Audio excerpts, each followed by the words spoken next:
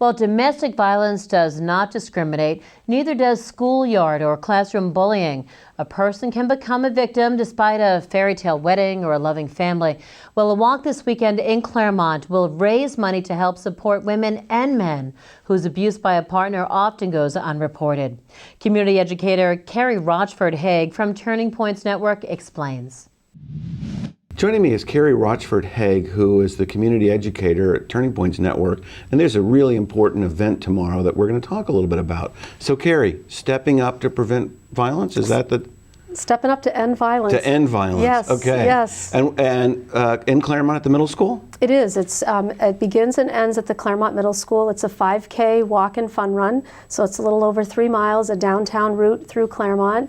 There's also an alternate route. There's a shorter route, so if people want to come and participate but are not sure they can do the full 5K, it's a really fun event. It's a really inspiring event to see the community come together to support the work of Turning Points is really amazing, and it's such a great show of support for survivors, for people in our communities who, may be thinking about reaching out and feel very isolated. This is a chance to kind of see the community break that isolation and come together. And your organization doesn't serve the Claremont. It serves the entire Sullivan County region. Is that right? That's right. We're one of 14 crisis centers in the state of New Hampshire, and we serve all of Sullivan County. We have an office in Newport and an office in Claremont, as well as an emergency shelter. So the run supports all the activities that you do. Just, so if people aren't aware of what you do, what are the things you do? Sure. So this supports our direct services, our 24-hour crisis line. We have peer counseling at our offices, support groups, advocacy where we meet folks at court or police or medical.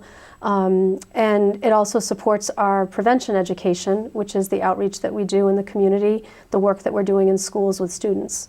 And if somebody were thinking, okay, I want to do this, but it's too late, I can't sign up, and can they just show up tomorrow? Absolutely. Absolutely. It's never too late. They can come, they can decide that morning, hey, I want to do this. They can sponsor themselves at any level. They could get pledges from family and friends, but come be a part of it and kind of see the community take this stand together. And so when does the walk or run actually start? So registration begins at 8:30, and then we have a rally at 9:45, and then the event begins at 10, and it's wrapped up by noon. So you have the rest of your day free. So even if the weather's not going to be good or if it's sunny, it's going to be fun to be out there and supporting a good cause. It is. The one year that we had a lot of rain, I was amazed to see people come back smiling. They were wet and they were still smiling because I think they felt good knowing I've done something to make a difference in my own community. Well, we hope there's a great turnout tomorrow. For more information about Turning Points Network, check out the website freetosoar.org.